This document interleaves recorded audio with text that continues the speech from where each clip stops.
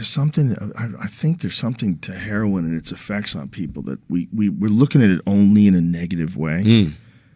I've never done heroin, but I did do a morphine drip once when I had my knee surgery, and it was amazing. So I would imagine heroin feels fucking great. But there was a guy that I knew that was a pool hustler. He was like a big time pool player in Connecticut, in the East Coast, and his name was Water Dog. They'd call him Buffalo Bill or Water Dog. And this guy was a heroin addict, and he would go into the bathroom and he would shoot heroin. Fuck. And after he'd shot heroin, he would sit on the bar stool like this. He would sit at one of those billiards chairs. He would sit there like this. Oh my God. I'm not kidding. For like 15, 20 minutes, just sit there like this. Wow. And then when he got out, he couldn't miss a ball. He couldn't miss. So he was gambling for thousands of dollars. There was all these people yelling and screaming. There was so much money involved because it's like this guy who was like a local gambler, George the Greek, was playing against him. And there was a lot of money being bet on this, thousands of dollars. And this fucking guy couldn't miss. He had eyes like a shark, like just like his pupils were fully dilated, and he was just firing balls in. Like he could see where the ball was going with pinpoint precision. It was wild to watch. And I was like, what the fuck is going on with heroin? Like how do so many musicians create amazing works of art with it? How do so many, like Mitch Hedberg loved heroin? You know, he's like one of the funniest guys that's ever lived. Like what is it about that drug? Maybe I should do heroin. I'm just kidding. No, yeah, I know. I definitely don't want to do it. I'm scared. But I'm wondering, like, what is it about? Are you scared because if you did it, you'd really dig it? Oh, yeah. I don't want to do anything that I would really like that can eventually kill you. Right. You couldn't just like, oh, I'm just going to try it? No, it doesn't seem like a try thing. Heroin seems like it's like... What about coke? Have you ever done coke? No, never done coke. Really? No, never done coke.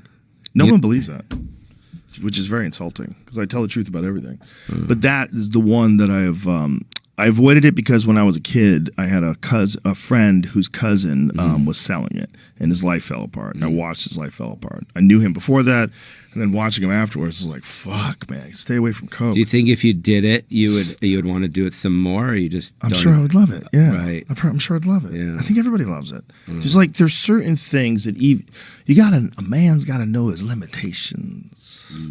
You know, stay away from things like coke. What about also like? Artistically, I'm not interested in anything that makes me more comfortable. I'm interested in things that make me less comfortable. I'm interested in things that make me less secure. That's why I like weed, because it makes you like analyze your behavior more. You know, and see the faults in your own stuff because you're kind of looking at things almost semi-paranoid. When you write, do you smoke a doobie? Yeah. When I write before. Yeah. And what's your writing process?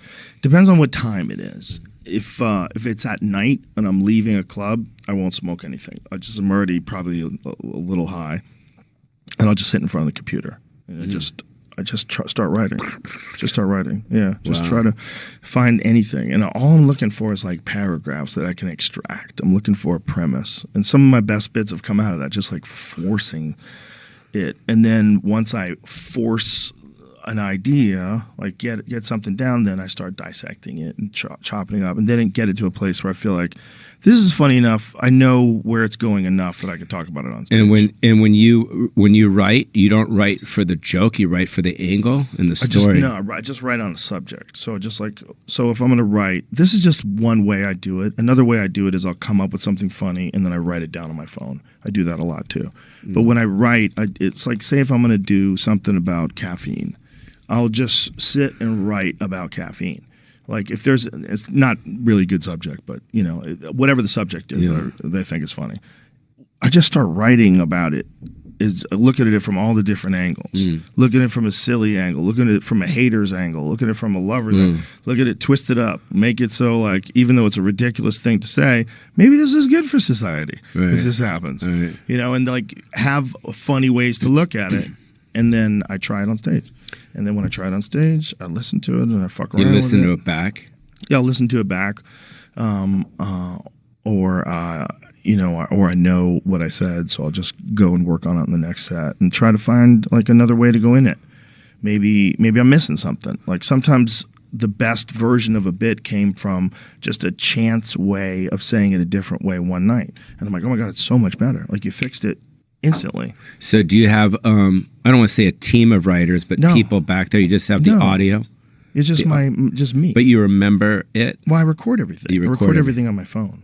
You recording this conversation? I record this conversation. Yeah, God dude. damn All it. the stuff God you said damn about Nicolas Cage. We're in trouble. We're in trouble.